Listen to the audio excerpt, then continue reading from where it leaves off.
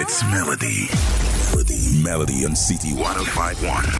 I was telling you that I was talking to someone on the show, or before we came on the show, and I was telling this person that I'm going to have JAE5 on the show, and the person was like, "Oh yeah, the British Nigerian producer," and I'm like, "No, he's not Nigerian, he's Ghanaian." So I'm like, some people actually feel like you're Nigerian. Do you get it a lot? Yeah, I get it a lot. I work with a lot of Nigerian artists. Most of my closest friends are Nigerian as well, so I'm around a lot of Nigerians. I've grown up around a lot of Nigerians, but I'm Ghanaian. You're Ghanaian? Yeah. So when you say like some of your closest friends are Nigerians, do you mean like the artists or just people that we know? No, people in general. Just grown up around a lot of Nigerians, went to school with Nigerians. Not my manager, sorry. My manager, yeah, but a lot of people in our team are Nigerian. Artists as well, friends that I have, Dave, Burna Boy, they're all Nigerian artists, so yeah. Okay, so you said that you went to school with Nigerians? Yeah. Tell us about that, your experience, going to school and all of that. Honestly, in London, it's mixed. There's a lot of mixed cultures. But the Ghanaians and Nigerians kind of stick together in London. So the Ghanaians and Nigerians in London stick together, like they do this brotherhood thing, like all Africans kind of stuff. There's banter back and forth. Okay, but it's love. It's all love. I hope it's not about jollof rice, please. It's always about jollof rice. It's all love. Okay, so it's all love. So speaking about working with Nigerian artists, you have a song Dimension that's got Skepta on it. Skepta, who is also someone who loves to work with Nigerians, and you've got Remy Boy on it. And that song dropped earlier this year. At what point did you record that song? We recorded that song late last year. So I think Rema did we did his bit in September, and then getting towards December, I had Skepta in the studio, and we was working on some stuff. That was last year. Yeah, last year. We was working on some stuff for him, and I was just like, I would love for you to try a verse on this idea that me and Rema have been working on, and he did it the same night. And he was just in a certain space that was amazing, and he wrote those. So we did it last year. Okay, so you grew up in London? Yeah, but I lived in Ghana for 3 years. I was gonna go there. I know that at some point you went to Ghana. I think your parents sent you to Ghana. You were being a bad boy. I wasn't the bad one. My older brother was the bad. we all held the punishment. So you all had to go back to Ghana to learn your culture, to learn your roots. And you grew up with about 3 brothers now. Four brothers. There's 5 of us in total. 5 of us. So 5 of you. So you guys went to Ghana together. What did you learn at the time when you went to Ghana? Discipline, respect, and it's mainly respect. When you're in London, there's certain things we could get away with, like talking back to teachers and elders, that when I got to Ghana, they beat that out of me instantly, straight away. So you learn your culture, you learn to respect your elders and stuff like that. So yeah, it was important for me. Okay, so speaking about going back to Ghana and learning these things, learning culture, learning how to be respectful and stuff like that, and you making reference to your elders back then, beating that out of you. In 2021, when people talk about children and how to train children, people say something like, hitting your child or beating your child don't mean nothing. What do you think about that? For someone who grew up in London and who had to go to Ghana to learn a thing or two. I needed the beatings. So do you think sometimes children need the beatings? Yeah, I needed it. If I wasn't beaten up, I'd probably be a wrong'un. Some kids need it. Not all kids, but some kids need it. Yeah. So you're pro that. Yeah, but you don't abuse the child, but discipline the child. Okay. So after college, you went straight into production. I started producing before. I started producing when I was like 12, out of boredom. But after college, that's when I said, I'm not gonna go uni. I'm just gonna do music. I'm not gonna waste my time doing something that I don't actually enjoy.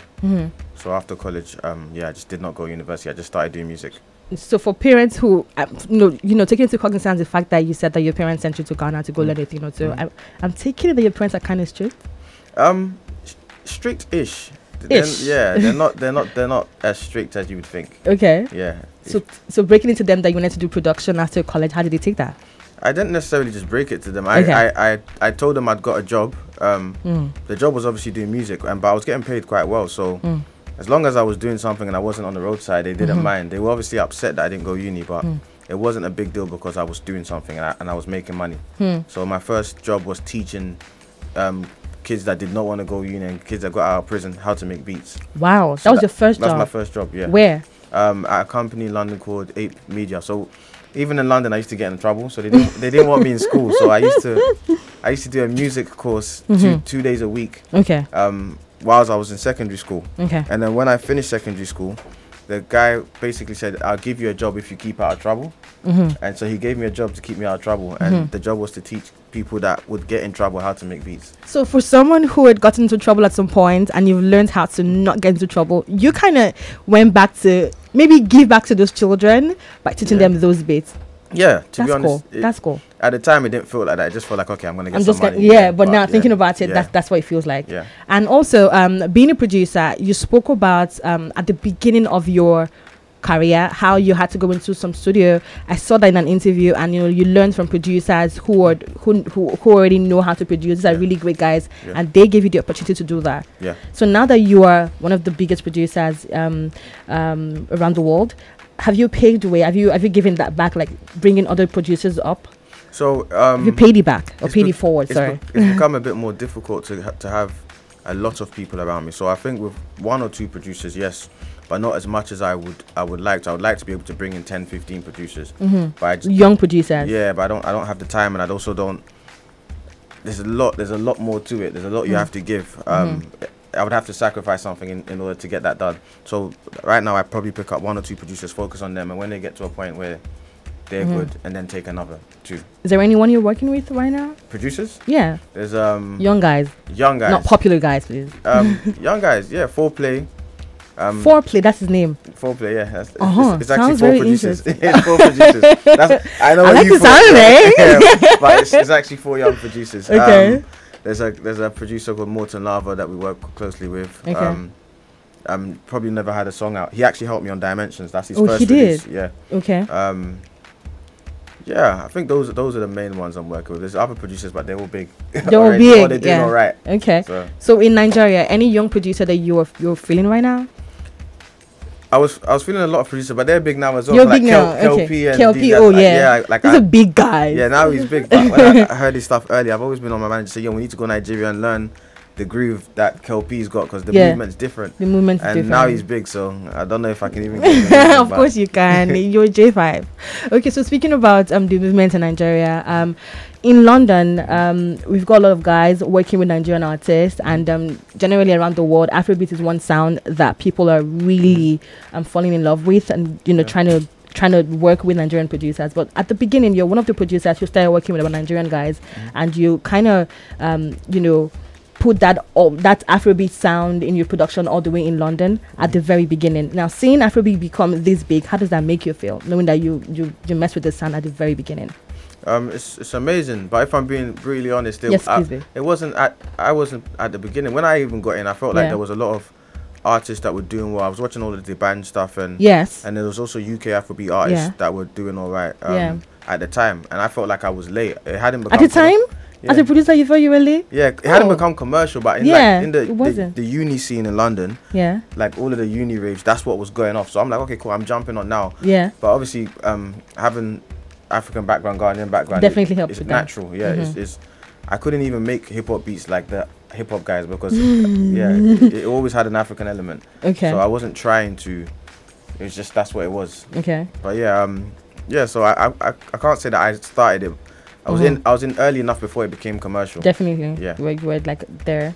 Yeah. So being a Ghanaian, having your Ghanaian roots and also living in London, what do you like the most about Ghana? Ghana. The thing I love most about Ghana is also the thing I hate most about Ghana. Okay. It's so calm. It's so relaxed.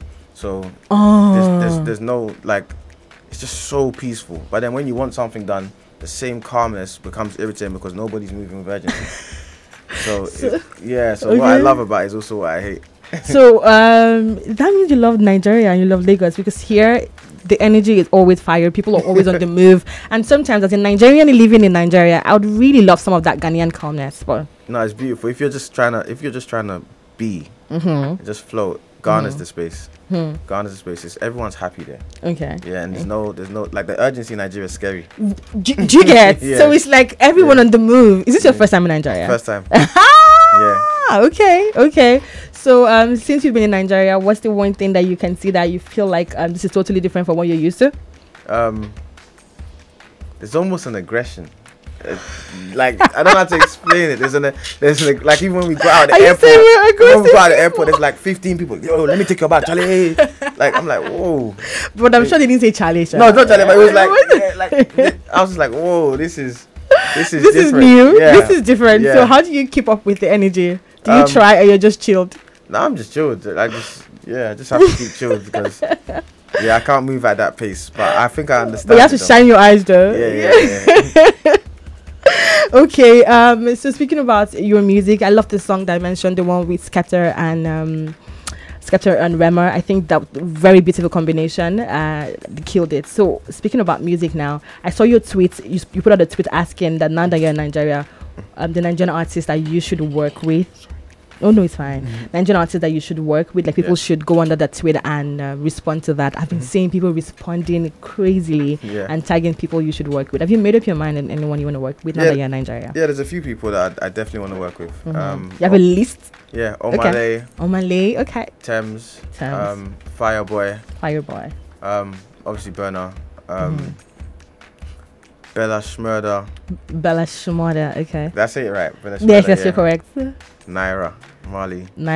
Okay. Those are the ones off the top of my head. There's a few more, but those are the ones that. Yeah. Okay. So on your playlist, let's go straight to your playlist, JAE5. Aside from your song Dimension, which is a jam, what are the 5 songs that you play the most?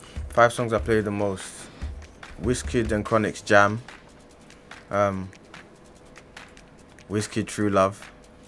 Omale. I've forgotten the name of the song, but Nobody Can Feel It. Okay. I bang that song out. Funny enough, Bruno Mars, 24 Carat. You're still jamming that? That's yeah, cool. I'm still banging that song. Okay. Bruno Mars, 24 Carat. And then, what would be the song that I abuse? Just one more. NSG, Kate Winslet. So those are the 5 songs that you play the most aside from your song Dimension. Yeah. Okay, so JAE5, after this song Dimension, what next? What should we be expecting from you? More credible music. That's the only way I can. Credible? What do you mean by credible? Do we have songs that are not credible? Nah, so it just has to. Everything has to have a certain quality to me. I'm really trying to avoid doing gimmick music. That songs that I know will do well for a certain demographic, or making a song just for TikTok, or I just want to make songs that, like, I'll be proud to play to my parents and say, those type of songs. Okay. So before we talk about your parents, kind of songs that you play for your parents and stuff like that, you mentioned the 5 songs that you have on your playlist, JAE5. Are you sure that if I should snatch your phone right now, I'm going to say those 5 songs on your phone? If you snatch my phone, you won't see any playlist. I just type them in and play. Okay. No playlist. So speaking about your parents, and you doing songs that they can listen to. So I take it that your parents have a say, like you still pay attention to what they say about you, like, oh, JAE5, I don't like that you do this, I don't like that you do that. No, to be honest, my parents don't actually know much about my music stuff. They don't. Okay. I just like, if they heard something, I'd want them to say, okay, that's my son, I'm proud. Okay, that African thing, like, that's my son. Yeah. Okay, so about your family, I know that your brother is one person that influenced you when it comes to music, because at the time you said that he used to listen to music a lot, and you grew up listening to music because of him, and some of the songs he used to jam, you had to listen to those songs when you were with him. So that your brother, who is he? Tell us about your brother. So my older brother is just, to be honest, he's just someone that loved music, as in when music, remember when everyone had cassettes? Yes. He would record songs on the radio, and he would cut up the cassettes, splice them together. So like the way he loved music, and he'd collect CDs. I remember he'd go to like a pound store and come back with boxes of CDs and stuff and just play music. But I guess that's the only thing he had to do. So when I was younger, that's like, I just sit there and watch and listen, and we had grime sets. So we used to make grime set in London, and if you wanted to catch a song, the person will be performing, let's say, at 7:30, and that's probably the only time you're going to hear that song for the next 2 months. So you had to stay up and wait, hit record, get it, and then stop it. If you missed it, you missed the song. Yeah, and that's how, like, so watching all of that stuff influenced me a lot. So does he still, like, do you talk about music with him now? Your older brother? Yes or no? Like, everybody's living. He's got his, you know what I mean? Has he jammed Dimension? Yeah. What did he say? Tell me the truth. The first time he heard Dimension, what did he say? I don't think my brothers have ever told me something's not good. Apart from when we were young, and they used to tell me I was a rubbish producer. He said that? What's your brother's name? Let's drag him now. At the time, I was rubbish. At the time, you were. I like that honesty. They were brutal with me. My brothers would. That's so cute. But I'm sure now they're like, wow, you're dope. Yeah, now it's changed a lot. Okay, as a producer, what do you feel about producers generally doing more You know, now we have producers producing songs for people. We have producers putting out their own music. At some point, you did like you worked with JAE5 really a lot. You know, what do you think about producers doing so much more than just producing? I think it's better.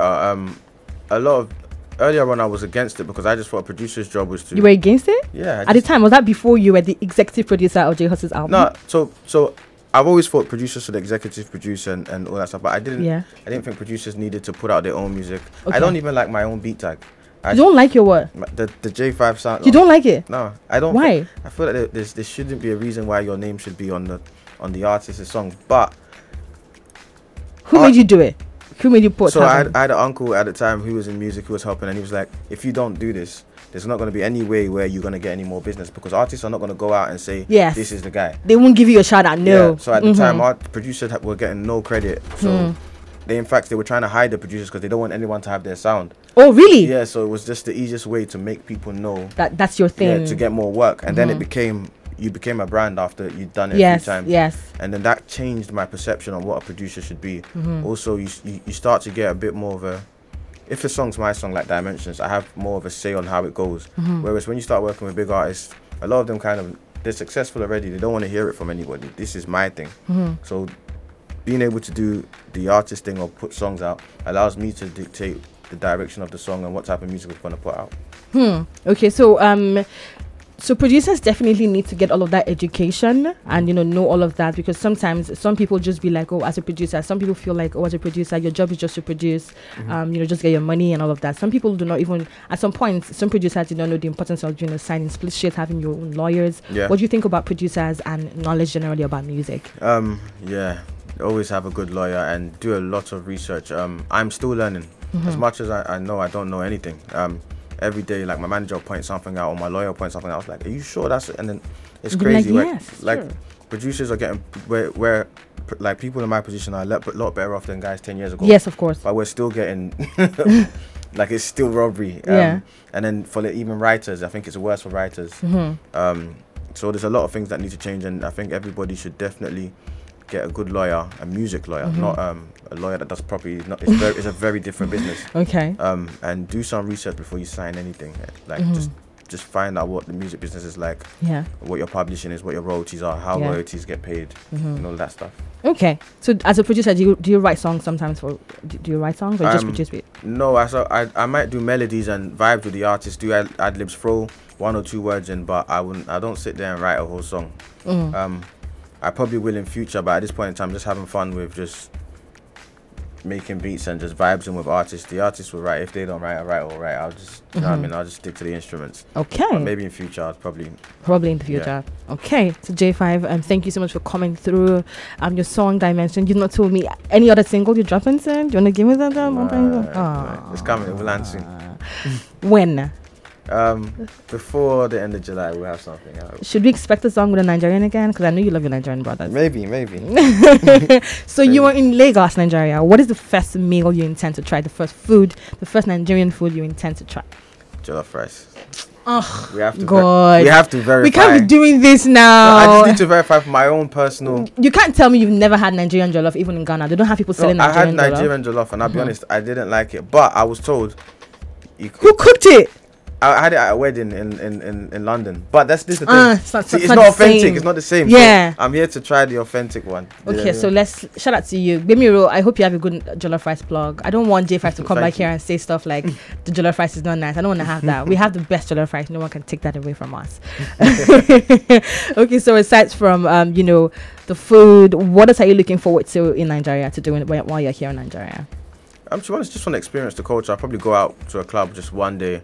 Go out and meet people, talk to people. I just want to see just vibes, and then I want to get in with also, obviously aside from music, I just want to meet like people like yourself, just to see how the media works, the business, the back business side of it. Yeah. Oh, that's cool. Yeah. That's cool. And I think that's one thing that producers need to do more. Learn the business side of the music and all of that. Okay, shout out to you, JAE5. I'm looking forward to everything that you intend to do in Nigeria. I'm keeping our fingers crossed. I'm waiting for that song that drops in July. Is it July you said now? Yeah, end of July hopefully. End of July, hopefully. Fingers crossed. I don't know if you're gonna have a Nigerian on it, but let's just see how that goes. Yes, nice to talk to you. Hopefully we do this again. Thank you for having me. Yes, nice to have you. Yeah. It's Melody. Melody on City 105.1.